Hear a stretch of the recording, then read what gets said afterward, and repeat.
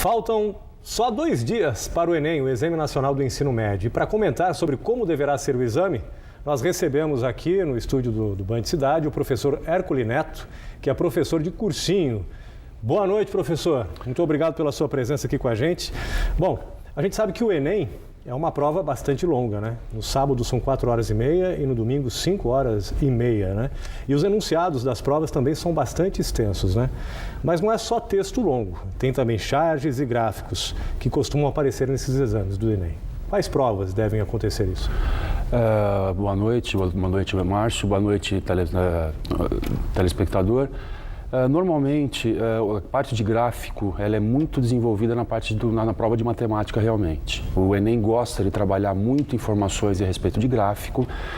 A parte de charges eu acredito que apareça mais em provas, por exemplo, prova de português, prova de, talvez, uma prova de história, uma prova de geografia. Né? A charge que poderia aparecer numa prova de matemática poderia vir algum contexto realmente equacionando alguma coisa, alguma situação. Com certeza, na prova do Enem, aparecem, como você comentou, aparecem questões de enunciado muito longo. Então, acho que o principal para o aluno é realmente interpretar o enunciado para tentar desenvolver. O que eu costumo dizer, se o aluno tem pressa para poder resolver uma questão, a ideia o que é? Parece que está contradizendo, mas se ele lê a questão com calma, ele tem como levantar os dados de uma forma mais coerente, de uma forma mais tranquila e já equacionando, então não necessitaria de uma segunda leitura, de uma parte realmente que ele vai repetir aquilo que ele fez. O que deve cair na prova de matemática? Quais são os temas assim? Olha, matemática, o Enem ele é uma prova muito bem elaborada, tá?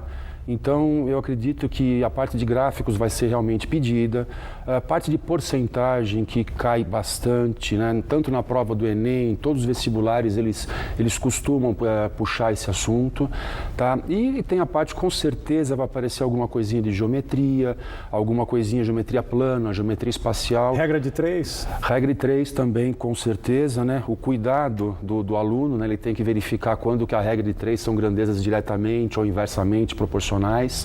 Né? Aquele esqueminha, se você lembra, quando para verificar isso, você vê onde está a incógnita, se você aumenta uma grandeza, verifica o que acontece com a outra, né? Se ela aumenta ou diminui.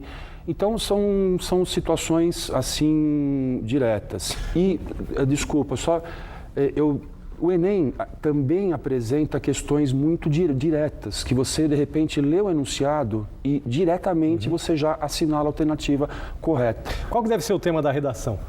Olha, a redação, normalmente, eles pegam assuntos que estão em pauta, né? Teve a crise hídrica, teve alguma coisa... Uma coisa que a gente estava conversando um pouquinho antes, eu esqueci até de comentar, esse ano acho que é importante, são 70 anos da bomba atômica. Sim. Então, de repente, algum assunto, alguma coisa relacionada com a bomba atômica, se não na redação, dentro de algum contexto de matemática ou até nas outras disciplinas, porque o Enem ele tem essa característica, ele contextualiza muito bem as questões. Né? Então, não é uma questão, por exemplo, direta, você nula a chance de aparecer uma questão do Enem com um enunciado curto. Resolva isso. Ele sempre está dentro de um contexto. Agora que a gente está na reta final aí, não adianta querer aprender, tem que rever alguma coisa, né? Qual que é a dica que o senhor dá para evitar o tão temido branco, né? Os pais também são importantes nessa hora? Sem dúvida. Eu acho que no momento, o temido branco, ele ocorre normalmente quando o nervosismo e a tensão tomam conta do aluno. Então, acho que nesse momento, os pais, os professores, o que eu tenho dito desde segunda-feira dessa semana, é o momento de começar a desacelerar. Então, é o momento de começar a estudar um pouquinho menos, porque a prova são 2 dias, é uma coisa muito puxada, é uma coisa muito... Eu digo que, além do prova de conhecimento, é uma prova de resistência física. Então, ele tem que estar bem. Se ele tem que estar bem, acho que pegar os assuntos que ele domina para ficar, inclusive, com confiança para poder fazer a prova bem. Ok. Hércules Neto, professor de cursinho, muito obrigado pela sua entrevista aqui com a gente. Foi um prazer. Boa noite. Boa noite. São José dos Campos vive a Semana Nacional de Ciência e Tecnologia. Até domingo, palestras, workshops, oficinas e painéis serão realizados dentro e fora do INPE.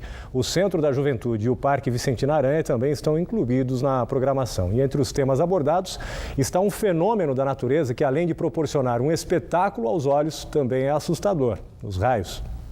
O Brasil é o país com a maior incidência desse fenômeno no mundo. A cada 50 mortes causadas por raios no mundo, uma é aqui. A região metropolitana do Vale do Paraíba, Litoral Norte e Serra da Mantiqueira também registra muitas dessas descargas elétricas. A poluição atmosférica, os aerosóis, etc., eles mudam as características, né?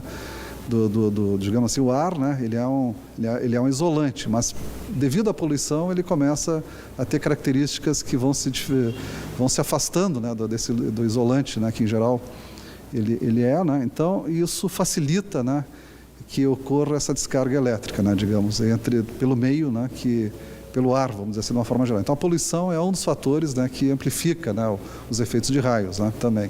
É o eterno fascínio do homem por tudo que acontece lá em cima.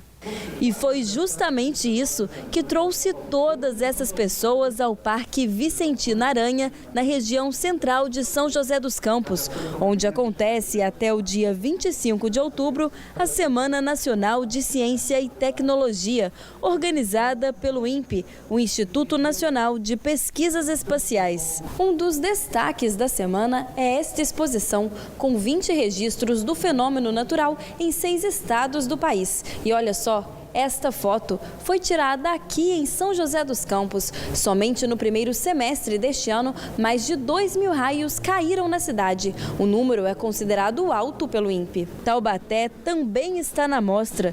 O INPE tem um grupo, né? Então, toda uma área dedicada ao estudo de eletricidade atmosférica, que produz trabalhos. Aqui nós estamos vendo, teremos durante essa semana uma exposição de fotos, né, de diversos tipos de descargas elétricas, né, que foi promovido um concurso no ano passado, em nível nacional, para que pessoas estudiosas e pessoas mesmo leigas, né, mas que têm grande interesse nesses fenômenos, né, atmosféricos, produzissem as suas fotos e encaminhassem para esse concurso. Com tantos raios por aí, o melhor é se proteger. Campo aberto, né, você procura ficar longe dos lugares que tem pontas, né, então não se esconder embaixo de árvores, por exemplo, né, e lugares que tenham pontas, em geral, as pontas têm esse efeito, né, de ser um caminho mais fácil, né, para essa corrente que sai da nuvem e que é neutralizada, né.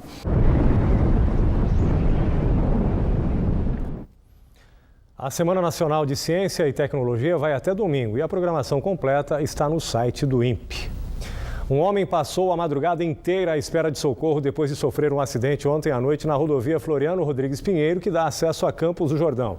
Segundo a Polícia Rodoviária, ele perdeu o controle do veículo após desviar de uma capivara que atravessou a pista.